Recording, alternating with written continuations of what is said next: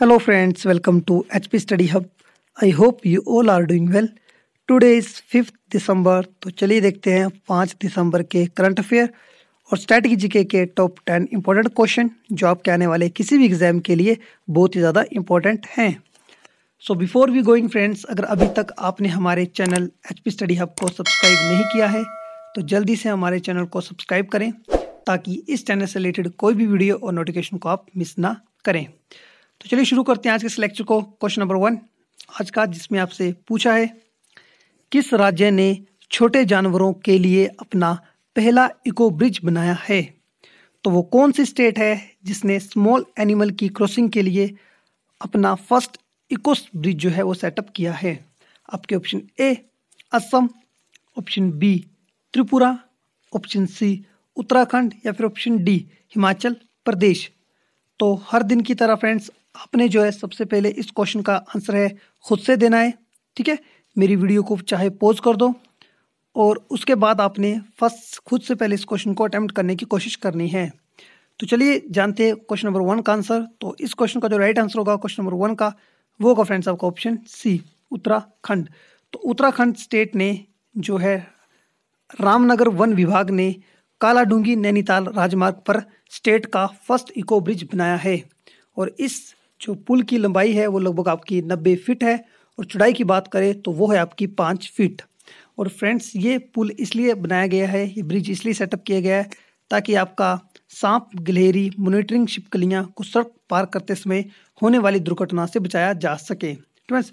और ये जो पुल है फ्रेंड्स ये बनाया गया आपका बांस, जूट और घास, जिसकी लंबाई लगभग 90 फीट है और इसे जो आपका सेटअप किया गया है स्थानीय ठेकेदारों द्वारा 10 दिनों के अंदर। ठीक है, और इसके जो निर्माण लागत आई है फ्रेंड्स वो आई है लगभग आपकी 2 लाख रुपए। और फ्रेंड्स अगर वेट की बात करें तो इस पुल के ऊपर आपका 3 यंगस्टर अगर लोग आपका बैठ जाएं तो उनका वजन भी आपका पुल उठा सकता है। 3 वयस्क अगर मनुष्य के ऊपर बैठते हैं तो ईजिली जो है ये पुल उसका वेट उठा लेगा। और ऐसे अनुमान लगाया जा रहा है वहाँ के वन विभाग के अधिकारियों द्वारा कि नियर फ्यूचर में इस पुल का इस्तेमाल तेंदुओं की क्रॉसिंग के लिए भी किया जा सकता है। ठीक है, तो ये एक आपका इम्पोर्टेंट स्टेप लिया गया है उत्तराखंड के रामनगर वन विभाग द्वारा ताकि जो रोड क्रॉसिंग करते समय जो जानवरों की डेथ होती थी, मरते थे, उनको रोका जा सके। ठीक है, तो एक इम्पोर्टेंट स्टेप आपका इको ब्रिज सेटअप करके लिया गया है उत्तराखंड सरकार द्वारा या उत्तराखंड रामनगर वन विभाग द्वारा ताकि जानवरों को है एनिमल्स को प्रिजर्व किया जा सके रोड क्रॉसिंग के करते समय। ठीक है, तो इससे जो है फ्रेंड्स आपका जो मैन और आपका कन्फ्लिक्ट होती है बिटवीन मैन एंड एनिमल्स की, वो उससे भी रोका जा सकता है। नेक्स्ट क्वेश्चन बात करें क्वेश्चन नंबर 2, विवाह में पारदर्शिता के लिए कौन सा राज्य कानून लाने की योजना बना रहा है। तो फ्रेंड्स वो कौन सी स्टेट है जो विवाह में पारदर्शिता लाने के लिए फर्स्ट जो है लॉ सेटअप करने जा रही है। आपके ऑप्शन है Meghalaya, option B Kerala, option C West Bengal पश्चिम बंगाल या फिर ऑप्शन डी असम। तो इस क्वेश्चन का जो राइट आंसर होगा वो होगा ऑप्शन डी असम। तो असम के स्वास्थ्य मंत्री हिमंत बिस्वा शर्मा ने हाल ही में यह बताया है कि राज्य सरकार जो है असम की वो विवाह में अधिक पारदर्शिता लाने के लिए कानून लाने का विचार कर रही है और इस कानून में दूल्हा और दुल्हन दोनों के लिए उनकी जरूरी जानकारी जैसे कि उनके धर्म और आय के स्रोत का खुलासा करना आवश्यक बनेगा। उनके राज्य का नया विवाह कानून उत्तर प्रदेश और मध्य प्रदेश राज्य में लागू कानूनों से अलग होगा और मुख्य रूप से महिलाओं को सशक्त करेगा। इस कानून के माध्यम से पति और पत्नी के बीच पूरी पारदर्शिता आएगी। हिमंत बिस्वा शर्मा ने आगे यह भी बताया है कि उनकी सरकार ने इस कानून का मसौदा तैयार करना शुरू कर दिया है और असम राज्य का यह विवाह कानून प्रेम विवाह के साथ साथ सामान्य विवाह के लिए भी अनिवार्य होगा। तो एक इम्पोर्टेंट स्टेप लिया गया है फ्रेंड्स आपका असम सरकार द्वारा ताकि जो है शादी जो झूठ देके या झूठ का सहारा लेके रिलीजियस के चेंज करने कन्वर्ट करने के ऊपर जो मैरिजें हो रही थी उसको रोका जा सके। ठीक है, काफ़ी स्टेट में ऐसा देखा गया फ्रेंड्स कि कोई किसी और रिलीजन का जो लड़का है या फिर लड़की है वो पहले से शादी कर लेते हैं, फिर बाद में उन्हें जो है रिलीजियस कन्वर्ट करने के लिए कहते हैं। तो इसी प्रॉब्लम को सॉल्व करने के लिए जो है आपका असम सरकार भी जो है एक कानून लाने वाली है। नेक्स्ट क्वेश्चन बात करें फ्रेंड्स आपका question number 3, again important question, किस राज्य ने एक मुश्त में बिजली का बिल निपटान योजना 2020 शुरू की है। तो कौन सी स्टेट है जिसने एक मुश्त में बिजली बिल निपटान स्कीम जो शुरू की है?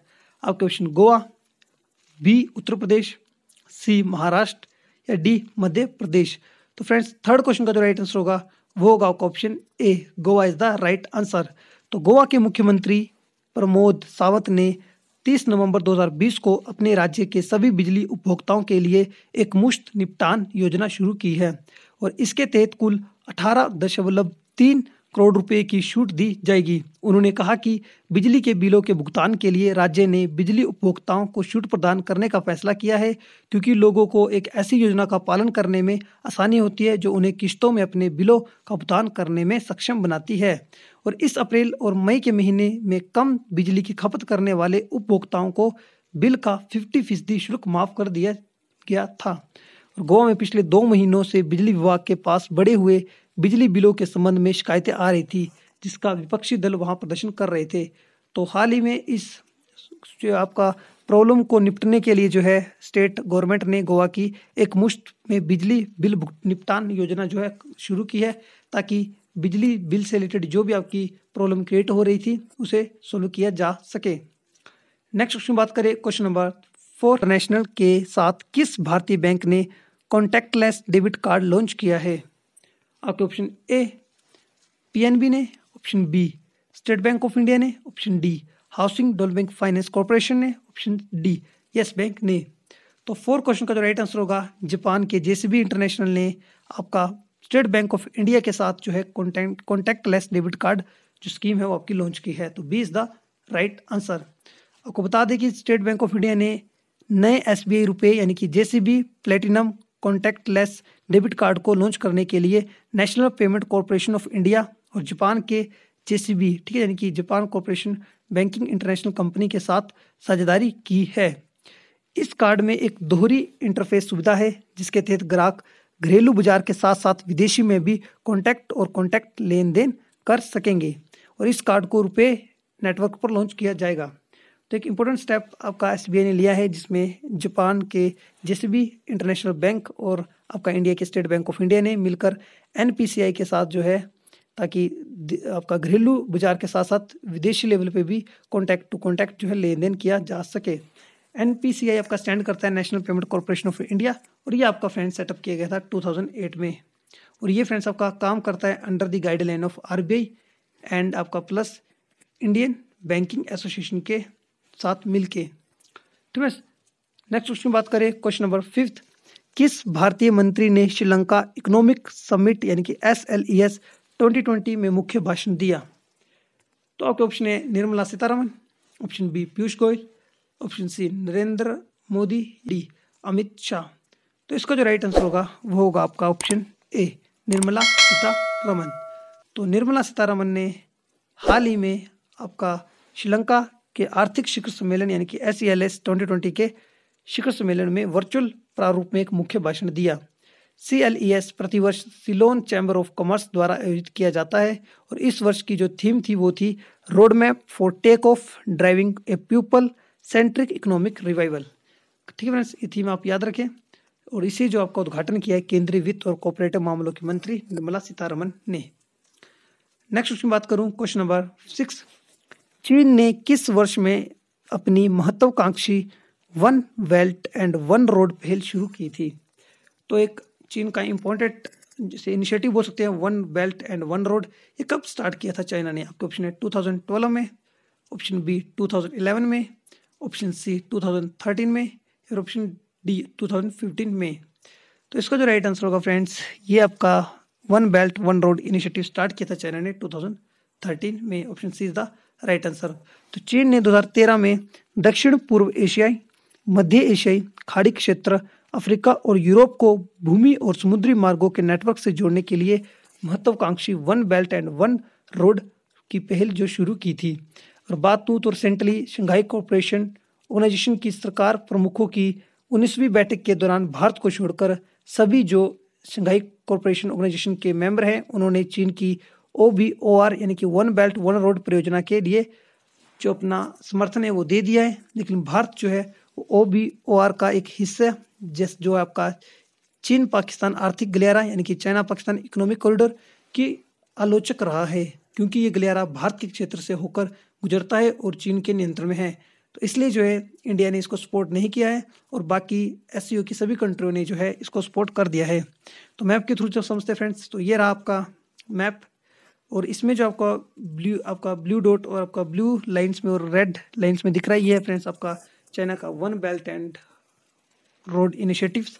ठीक है, तो ये रेड वाला है, इसे बोलते हैं आपका सिल्क रोड इकोनॉमिक बेल्ट, यानी कि ये आपका लैंडेड रूट है जो आपका भूमि के जड़ेगा, जो आपका चाइना के चोंगिंग से होते हुए सेंट्रल एशिया होते हुए नेक्स्ट आपका ईस्ट यूरोप होते हुए यूरोपियन यूनियन तक जाएगा। और यहाँ से आपका मैरीटाइन सिल्क रूट यानी कि मैरीटाइन रूट आपका समुद्र का सहारा लेते हुए ये रोड आपका जाएगा और वेस्टर्न एशिया और नॉर्थ अमेरिका होते हुए फाइनली यहाँ पे इंडिया होते हुए आपका साउथ एशिया और साउथ ईस्ट एशिया से होते हुए आपका चाइना को चोंगिंग प्रांत तक जोड़ेगा। तो रिसेंटली फ्रेंड्स इंडिया को जो डिस्प्यूट है वो आपका ये वाला है, जिसमें सीपैक बोलते हैं, जिसको आपका सीपैक यानी कि चाइना पाकिस्तान इकोनॉमिक कॉरिडोर। और यहाँ से जो है इस वाली एरिया से जो है चाइना अपना रोड बनाएगा पाकिस्तान के यहाँ तक होते हुए यहाँ पे आगे ले जाने की बात करता है। तो ये जो आपका रोड बनने जा रहा है चाइना पाकिस्तान इकोनॉमिक कॉरिडोर का, ये आपका डिस्प्यूटेड लैंड जो है बिटवीन इंडिया एंड चाइना के यहाँ पे आपका लद्दाख वाले रीजन में वहाँ से होता हुआ जाता है। तो इसलिए जो इंडिया इसका प्रोजेक्ट का हमेशा जो है अपोज करता है। तो एक इम्पोर्टेंट स्टेप रिसेंटली हुआ है कि जो शंघाई कोऑपरेशन ऑर्गेनाइजेशन के जितने भी आपके मेंबर्स हैं उन्होंने इसको सपोर्ट कर दिया है एक्सेप्ट इंडिया। नेक्स्ट क्वेश्चन बात करें, क्वेश्चन नंबर 7, समुद्री व्यापार के संदर्भ में कारताज व्यवस्था का उपयोग किसके द्वारा किया गया था? तो काफ़ी बार ये क्वेश्चन एग्जाम में पूछा गया कारताज व्यवस्था के बारे में। आपके ऑप्शन है डच, फ्रांसीसी, अंग्रेज या फिर पोर्चुगीज या पुर्तगाली। तो इसका राइट आंसर होगा ऑप्शन डी, पोर्चुगीज यानी कि पुर्तगाली। तो कारताज व्यवस्था का संबंध पुर्तगालियों द्वारा समुद्री व्यापार के लिए जारी किए गए व्यापार लाइसेंस से है। 20वीं शताब्दी में अंग्रेजों ने भी नेवी सर्ट नामक व्यवस्था शुरू की थी। तो व्यापार करने के लिए फ्रेंड्स जो आपका लाइसेंस होता था उसे पोर्चुगीज बोलते थे कारताज व्यवस्था, और ब्रिटिश बोलते थे उसको नेवी सर्ट व्यवस्था। इसे आप याद रखें, काफ़ी इंपॉर्टेंट है। नेक्स्ट क्वेश्चन बात करें, क्वेश्चन नंबर 8, कांग्रेस की अध्यक्षता करने वाली पहली भारतीय महिला कौन थी?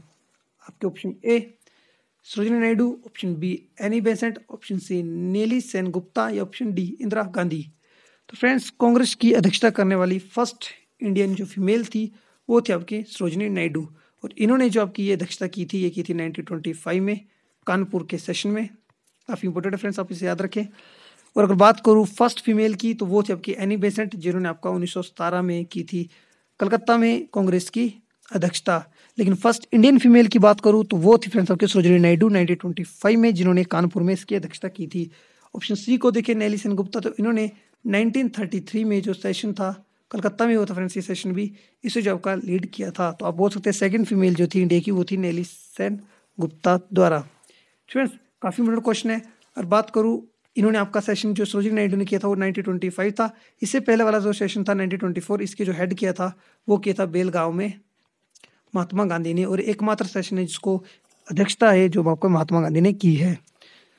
तो ये रहा आपका आंसर, सरोजिनी नायडू ने 1925 के कानपुर अधिवेशन में कांग्रेस की अध्यक्ष बनी, और वो कांग्रेस की अध्यक्ष बनने वाली पहली भारतीय महिला थी। और उनसे पहले एनी बेसेंट कांग्रेस की अध्यक्ष बनी थी, जो बनी थी 1917 में कलकत्ता में। 9 क्वेश्चन, जैट्रोफा ककस कहाँ पाए जाते हैं? तो काफ़ी इंपॉर्टेंट, ये आपका एक पौधा होता है फ्रेंड्स का जैट्रोफा ककस। तो आपको ये मिलेंगे आपको देखने को इन गिवन ऑप्शन में से मध्य अमेरिका में। तो मध्य America is the right answer, option D. तो फ्रेंड्स जैट्रोफा ककस मध्य अमेरिका का एक प्रमुख पौधा है, और यह एक बड़ा पादप है जो झाड़ियों के रूप में अर्ध शुष्क क्षेत्रों में उगता है।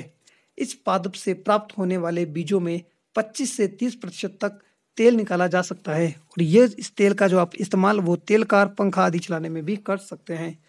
तो काफ़ी इंपॉर्टेंट ये पौधा होता है फ्रेंड्स, प्लांट होता है जिसका नाम है जैट्रोफा ककस।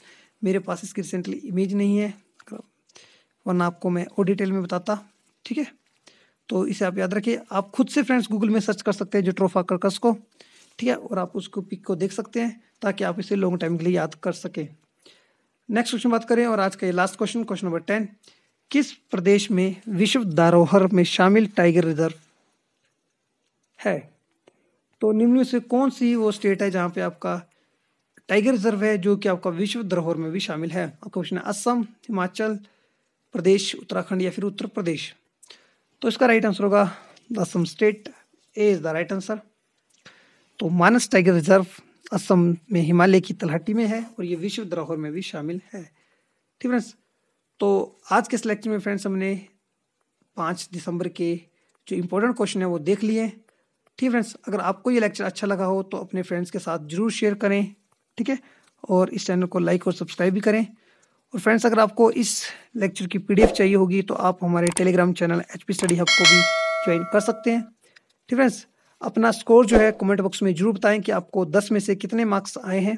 ठीक है, तो फ्रेंड्स तब तक के लिए अपना ख्याल रखें, सेफ रहिए, मिलते हैं नेक्स्ट लेक्चर में। धन्यवाद।